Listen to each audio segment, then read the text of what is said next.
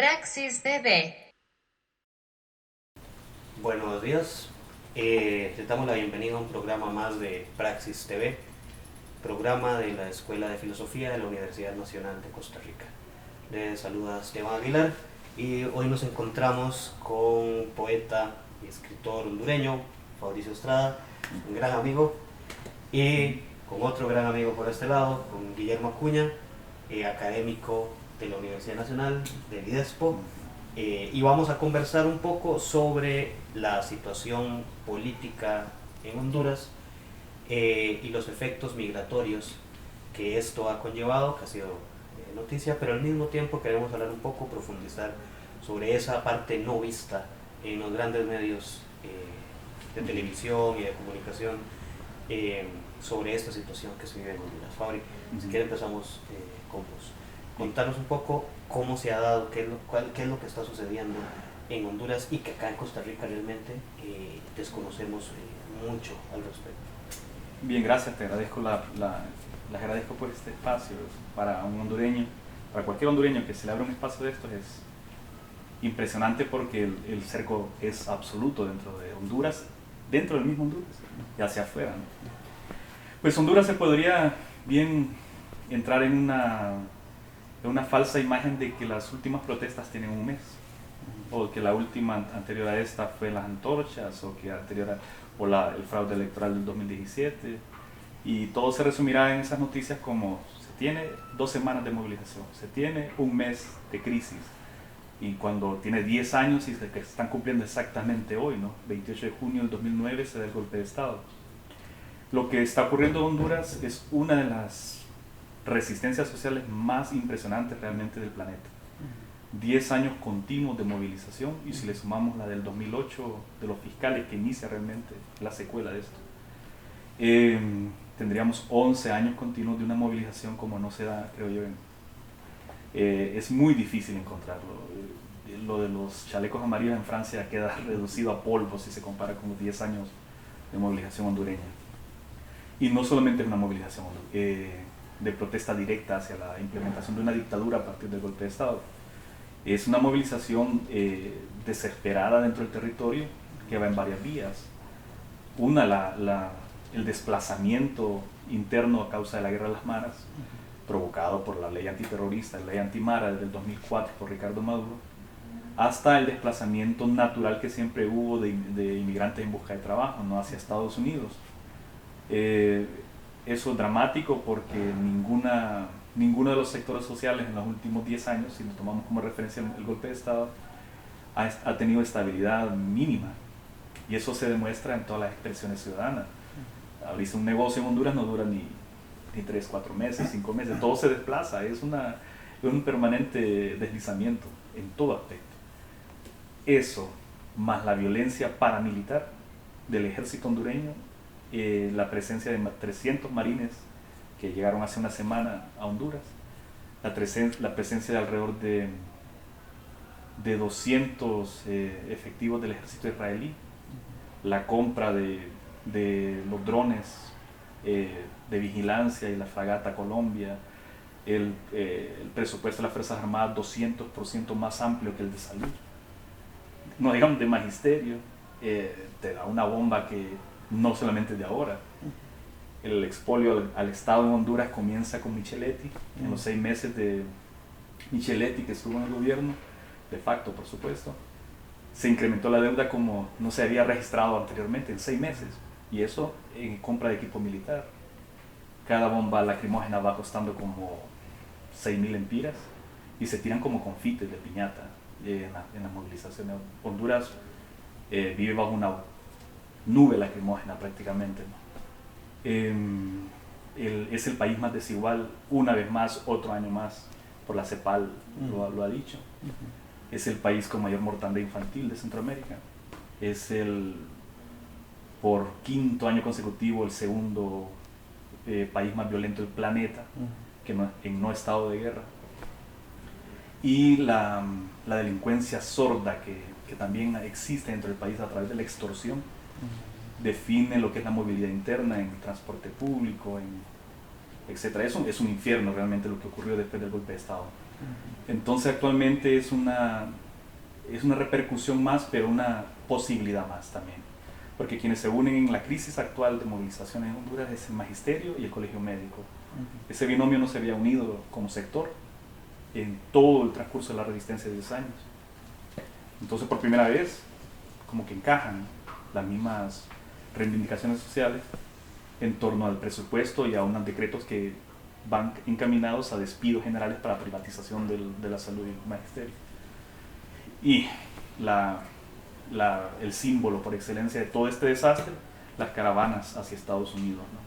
Que independientemente que la imagen de la niña y el muchacho salvadoreño sean, eso es muy nuestro. Es muy nuestro, lo tomamos como nuestro, pues esa niña salvadoreña ahogada y ese muchacho salvadoreño. ¿Por qué? Porque si hay alguna metáfora en esa gran caravana, es la columna vertebral la conforma Honduras, son exiliados hondureños, ¿no? Que va sumando salvadoreños, guatemaltecos y los que van siempre en tránsito hacia Estados Unidos, incluido cameruneses, de Eritrea, de Siria. Por Honduras pasa, por el sur de Honduras pasa una serie de cuánta gente, ¿no? Igual que como fue el problema cubano acá y el problema de los sirios, ¿verdad? En Costa Rica. Entonces la caravana es una expresión brutal de un Estado que se descosió, cuya movilidad y protesta trascendió la frontera y se convirtió en un problema mesoamericano, ¿no? Ya no es un problema exclusivamente de Honduras, sino que corresponde a la intervención estadounidense en las políticas generales de estos países. Claro, y esto bien lo mencionas con el tema de la caravana migrante. Y Memo, ¿hasta qué punto se generan dos líneas, ¿no?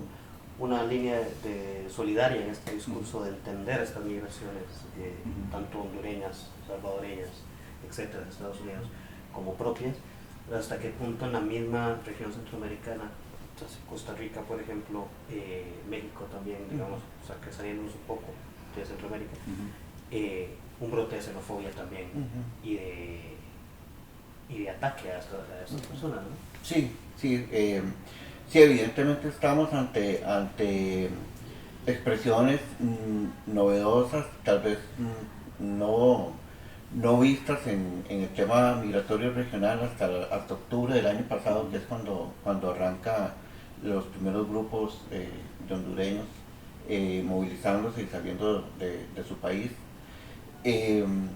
Lo que uno puede advertir es, en primer lugar, un proceso de visibilización, de expresión pública del tránsito migratorio que antes no estaba, ¿no? Porque el tránsito antes se desarrollaba por medios y por vías y por canales y por caminos y carreteras tal vez no visibles, ¿no? Porque el tránsito se hacía así justamente para burlar los controles policiales, inclusive las posibilidades de encuentro con los actores del crimen transnacional organizado, sobre todo en el tránsito por México. Eso varió a partir de octubre, ¿no? Entonces nos encontramos frente a un proceso de visibilización tal vez marcado justamente por los elementos que está mencionando Fabricio para el caso de Honduras, ¿no? Es decir, hay ya una dinámica agresiva, violenta contra el cuerpo de la persona, contra el cuerpo del migrante y el único recurso que tenés es justamente movilizarse, y para movilizarse vía terrestre lo tenés que hacer en agrupación, no hay otro, ¿no? Sobre todo para protegerte y obviamente también para alcanzar un grado de visibilización mucho mayor frente a los medios internacionales. Eso lo podemos comentar más adelante. Evidentemente esto ha partido de la opinión pública, las opiniones públicas en los distintos países en dos, ¿no? Hay quienes apoyan, ¿verdad? Y plantean un proceso de construcción de la solidaridad, apoyando el paso de los migrantes centroamericanos en México, por ejemplo, pero también en el mismo México hay toda una sensación inclusive racial muy fuerte, ¿no? Ujú. Contra el centroamericano. Claro. ¿Verdad? Ahorita vamos a entrar sobre ese tema. Vamos a hacer una leve pausa y ya volvemos con Praxis TV. Praxis TV. Bienvenidos de nuevo a Praxis TV. Continuamos con Fabricio Estrada, poeta, escritor hondureño, con Guillermo Acuña, académico de la Universidad Nacional del Liderazgo. Adela Cortina hablaba del concepto de aporofobia, que nos lleva más a explicar no solo esta noción de odio al migrante, sino al migrante en una condición económica desigual. ¿Cómo podríamos ver este concepto, Guillermo, en efecto, en estas relaciones de rechazo a la población migrante de la que hablábamos? Recordemos que en esta coyuntura que estamos analizando, ¿no?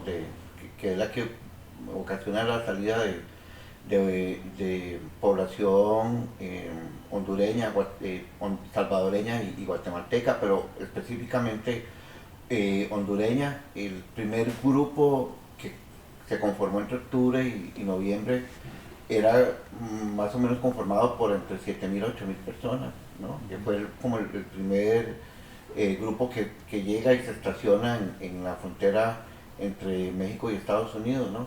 Pero en el paso por México recordemos que estábamos en un proceso preelectoral y que habían expresiones de rechazo hacia el paso de los centroamericanos por territorio mexicano, quizás porque había alguna aprehensión de parte de algún sector de la sociedad mexicana sobre las posibles implicaciones sociales y económicas que el paso de ese grupo iba a plantear, lo cual resulta paradójico en un país de ciento y resto de millones de habitantes, ¿verdad? Que un pequeño grupo de 7.000 personas les pudiera ocasionar algún tipo de contrariedad económica y social, ¿no? Pero bueno, ahí resultaron evidentes algunas manifestaciones como las que vos señalas y que Adela Cortina plantea sobre el miedo y sobre todo el rechazo al otro y al otro que es pobre y que tiene algunas condiciones también de tipo racial, cultural, bastante específicas. Dos casos que llamaron la atención sobre ese particular. Uno de los primeros grupos que pasa por la frontera entre México y Guatemala, estando en un parque una noche en Chiapas, fueron fumigados por las autoridades del Ministerio de Salud local ante la sospecha de que pudieran portar, de que sus cuerpos fueran portadores de algún tipo de enfermedad de estas general, colectiva, ¿verdad? Como chikungunya, zika, dengue, malaria, etc. Entonces los fumigaron, ¿no? Y ahí fueron fumigados todos, niños, mujeres, personas adultas mayores, jóvenes, etc. Y el segundo caso fue estando en la frontera entre México y Estados Unidos, también las autoridades locales les entregaban a los migrantes un kit de protección, pero las autoridades todas protegidas ellas mismas como si estuvieran hablando, digamos, con gente virosa, digamos, o gente que llevaba en sus cuerpos algún tipo de virus o algún tipo de enfermedad. Esto comprueba y confirma los rasgos de racialización y de exclusión hacia el otro que tienen esa connotación, digamos, marcada con relación al tema que señalabas, Esteban, vinculado con el tema de la aporofobia, ¿verdad? Es ese temor, rechazo al otro por ciertas características, ¿no? Uh-huh. Por otro lado, Fabricio, vos lo mencionabas, y que eso también queda resonando, es entender este fenómeno migratorio como propio, desde que se visibiliza inicialmente no solo como la caravana centroamericana, sino específicamente hondureña. Uh-huh. ¿Cómo visibilizas vos estos, no solo para ver este fragmento negativo de tanto esto, sino esas relaciones de solidaridad que se mencionan, que vos mencionabas sobre en Honduras? Bien, es que el fenómeno de de movilidad masiva que se dio, de verdad, eso lo habíamos visto entre las fronteras, repito, con las movilizaciones contra el golpe de Estado y contra la dictadura de Juan Orlando Hernández actual. Cuando se desborda, no se logra enlazar a nivel ni mediático ni por ningún lado que esta es una expresión más de la movilidad contra la dictadura. Prácticamente, si lo metemos a un lado metafórico, que si me lo permite la sociología, ¿no? Prácticamente se le fue a tocar las puertas al país que intervino para el golpe de Estado, para sostener la dictadura de Juan Orlando Hernández. Si no nos escuchan acá, pues nos van a escuchar en sus puertas, ¿no? Eso como símbolo lo es. Entonces, podría ser que a nivel mediático los mexicanos digan, quédense con sus problemas, resuélvanlo ustedes en sus países, que fue lo que también otra de las cosas que más se dijeron, ¿no? Incluido ya la última fase en Guatemala, que no nos traigan sus problemas.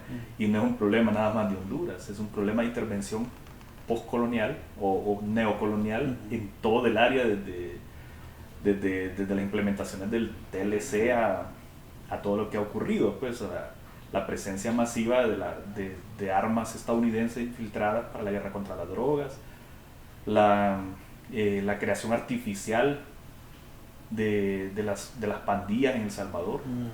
Una creación artificial, no les dieron las informaciones de a quienes estaban deportando los líderes de las pandillas, ¿no? Es decir, todo esto tiene que ver con la política directa de Estados Unidos en la región. Y donde se vaya a reclamar, se va a reclamar al lugar de partida de esas ideas, ¿no? En el caso, fíjate, de la solidaridad interna en Honduras es muy fuerte. Me imagino que en las costas de Cuba, cuando agarraban sus neumáticos y todo esto, la gente iba a despedirlo. Vi un documental acerca de una familia que despedía, que se iba en balsa, ¿no? En Honduras también ha sucedido eso, o sea, se sabe que tal madrugada va a salir tal grupo de personas hacia Estados Unidos. Siempre fue así en los últimos 20 años, desde el huracán Mitch, que acrecentó el asunto. Pero ahora, de pronto, con la viralización del WhatsApp y de todo esto, de pronto dijeron, a las 4 de la mañana estamos saliendo de la terminal de San Pedro Sula. Y primero eran 200, después eran 1000, después eran 5000. Y de pronto lo que sucedió, ¿no? Y todo el mundo decía, ¿quién está organizando esto? Sencillamente la necesidad. Y la necesidad se organiza como sea cuando ocurre algo así. El término también me interesa esto de la porofobia, porque cuando el golpe de Estado, lo primero que hicieron los que apoyaban el golpe, vestirse de blanco, ¿no? Y llamarse a sí mismos los blanquitos. Entonces el pueblo les llamó los perfumados. Y él respondió los blanquitos respondiendo con la chusma, los jucos, los chucos, los sucios, todos esos denominativos que en la cotidianidad hondureña están presentes en todo aspecto. Una sociedad racista a niveles brutales, pues, es decir, un muchacho de barrio que nace en las colonias marginales de Tegucigalpa jamás tendrá posibilidad, nunca, de ascenso social, de un empleo digno. Y lo ves, el asunto es que el hecho físico de ese racismo se nota no solamente en el color de piel, por supuesto, es en los estragos que causa la pobreza en estos muchachos, todos delgados, la misma conformación de muchachos delgados que comen una vez al día, tal vez 2 veces al día lo máximo, y expuestos a una violencia desconocida en Costa Rica, que ahora se está conociendo mucho más. Ya me diste la experiencia de ir la vez pasada, en 2015, a esta comunidad que fuimos, a Guararí. La conocí y es muy cercana a la hondureña, con la excepción de que son nicaragüenses. Un tema migratorio, otra vez pasando. Vamos a hacer otro corte y ya venimos para el bloque final en Praxis TV. Praxis TV. Bien, volvemos a Praxis TV, programa de la Escuela de Filosofía de la Universidad Nacional de Costa Rica. Continuamos nuestra conversación con Fabricio Estrada, poeta, escritor hondureño, y Guillermo Acuña, Memo Acuña, académico del IDESPO, de la Universidad Nacional de Costa Rica. A ver, Fabricio, tú terminaste con un tema que es, como decía Memo, traerse el problema, el fenómeno regional a Costa Rica, ¿no? Al mismo tiempo, no podemos dejar de lado el blanqueamiento que se ha sufrido a este lado con respecto al resto de Centroamérica, ¿no? Y el fenómeno migratorio en una comunidad como la que tenemos acá en la Cuenca Norte, en Guaraní de Heredia, pero que hay montones de sitios, asentamientos humanos similares en el resto del país. Y no solo en población migrante. Esto también es importante verlo porque hay un imaginario que reduce la pobreza en Costa Rica a la población migrante, eliminando la noción de pobreza del blanco costarricense, ¿no? Pero Memo, como vos, experto en migraciones, con un trabajo amplio en esto, ves esta situación también a lo interno de Costa Rica? Bueno, yo creo que en los últimos, no sé, 30 años, 40 años, han coincidido varios factores en el caso costarricense, que tienen que ver inclusive con la implementación del modelo económico, ¿verdad? Claramente, digamos, vinculado con las ideas, digamos, neoliberales en materia económica, ¿no? Que eso ha planteado digamos, el desarrollo de dinámicas sociales, poblacionales bastante complejas, en las cuales ha coincidido, ¿verdad? Expresiones poblacionales migratorias, regionales, intrarregionales, que han, digamos, contribuido a plantear dinámicas complejas al interior de la sociedad costarricense. Me estoy refiriendo justamente a la presencia, digamos, de ese grupo poblacional que es característico, pero que es también un grupo poblacional histórico en su presencia en Costa Rica, como el caso de la población migrante nicaragüense, ¿no? Lo que pasa es que en los últimos años, muy recientemente, estas dinámicas han marcado otros rumbos, ¿no? Para el caso costarricense como país de recepción de las migraciones regionales, ¿verdad? Y me estoy refiriendo al periodo reciente, muy reciente, de los últimos 5 o 6 años, donde empezamos a ver la llegada de otras poblaciones centroamericanas vinculadas a estas coyunturas del norte de Centroamérica, ¿no? A mí, por un asunto de semántica y de decisión política, no me gusta llamarle al norte de Centroamérica como el Triángulo Norte, ¿no? Porque hay una connotación ahí política e ideológica muy fuerte, ¿no? Un poco en la línea que lo mencionaba ahora Fabricio sobre las definiciones que para Centroamérica pesan y han sido elaboradas desde afuera de la región centroamericana. Entonces Costa Rica empezó a recibir población de El Salvador, de Guatemala y de la misma Honduras, producto de estas dinámicas de agudización de los procesos estructurales en estos países. En el caso de Honduras, ya Fabricio fue bastante amplio, en el caso de El Salvador y Guatemala con el tema de las violencias, y no de la violencia en plural, sino de las violencias, que también deben de ser entendidas como dinámicas políticas, ¿verdad? No solo las violencias, las manifestaciones de violencia como las conocemos en el caso centroamericano.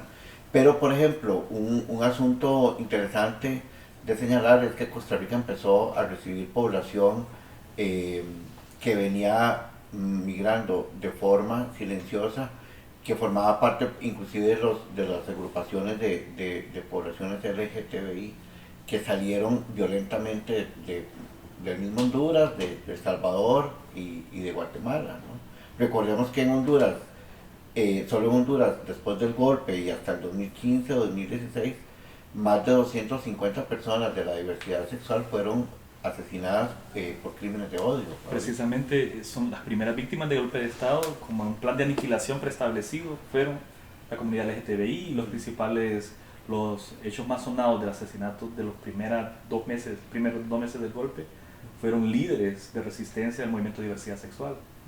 Eso denota una acción fascista bien clara, y de lo que estás hablando. Y entonces los que podían se venían para acá, ¿verdad? Solo que bueno, por razones de funcionamiento del tema de la respuesta estatal a las solicitudes de refugio, ¿verdad? Que es bastante lenta, digamos, y muy marcada también por las dinámicas institucionales, pues obviamente ahí tenemos amplios sectores poblacionales centroamericanos que todavía están esperando respuesta del Estado frente a su solicitud, y si a eso le agregamos las solicitudes recibidas de la población nicaragüense de abril del año pasado a la fecha, ¿no? Por toda la coyuntura sociopolítica en abril en Nicaragua, pues también la cuestión se ha complejizado. Entonces tenemos un escenario complejo, ¿verdad?, en materia migratoria, Esteban. Claro, hay otro tema, y este sí que es muy relevante, deberíamos hacer algún programa aparte, sí, solo para hablar de ese tema, ¿verdad? Pero hay otro tema, y antes de que terminemos el programa, que quisiera que abarquemos, y es que la situación hondureña, no solo puede ser también centroamericana, pero quedémonos en Honduras, la situación hondureña no ha tenido la resonancia tan fuerte en medios, acá en Costa Rica al menos, ¿verdad?, como lo han tenido otros casos en otros países, ¿no? ¿Por qué incluso este mismo cerco mediático con el que iniciábamos hablando puede estar ahí presente? O sea, ¿qué pasa, verdad?, que se nos niega información por parte de los grandes podios de comunicación sobre esa circunstancia en Honduras, pero otros países la tenemos a diario en los medios, en la prensa, ¿no?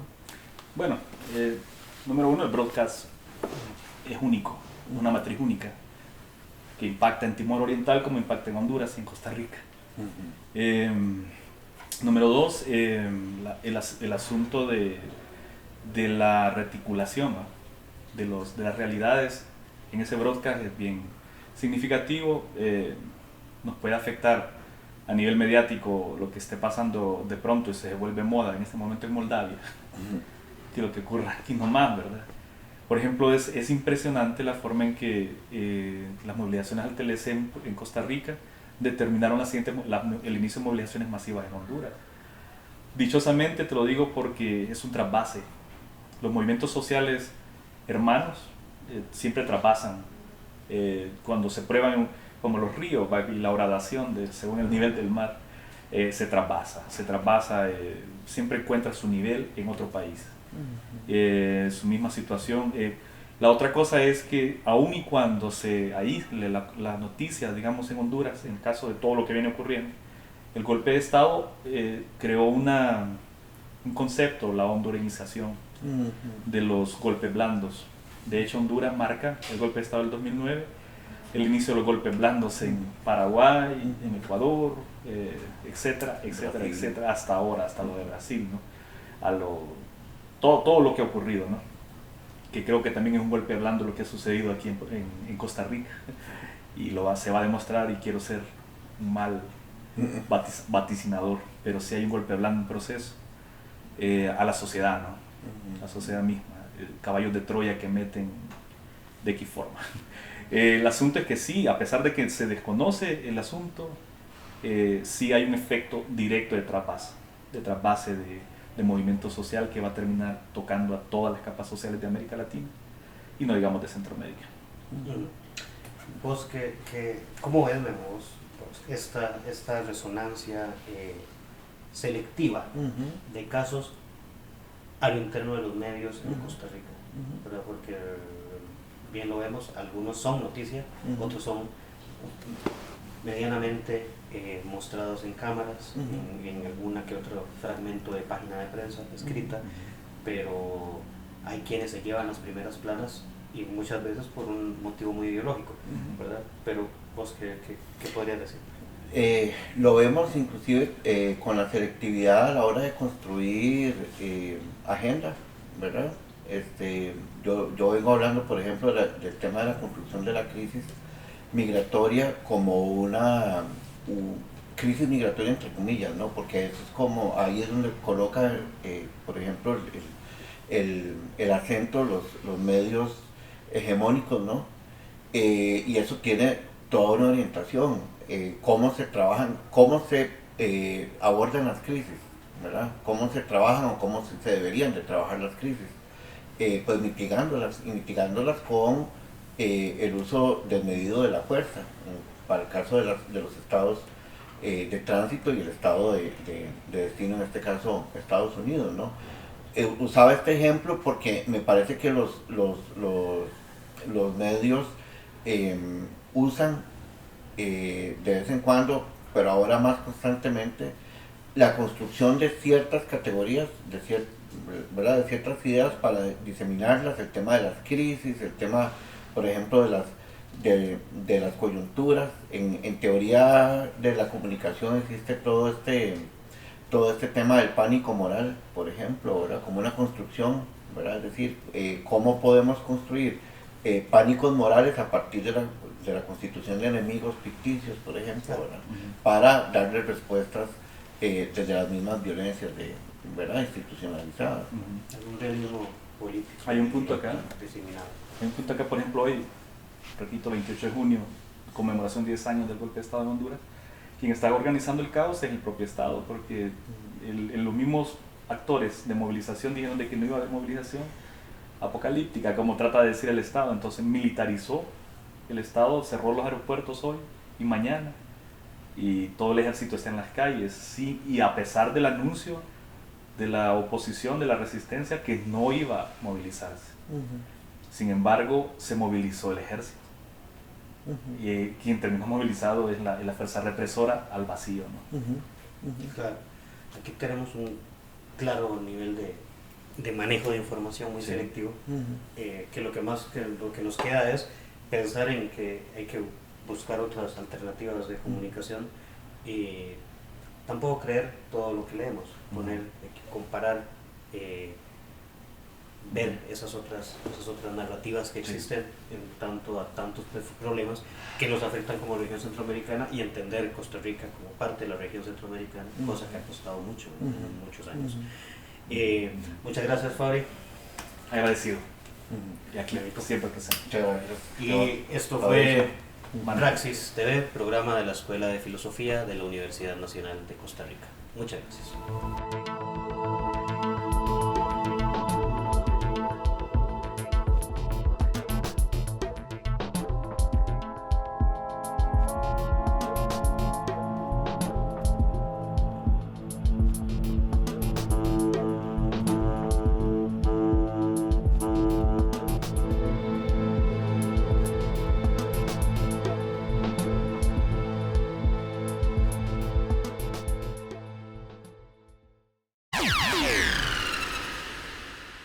Praxis TV.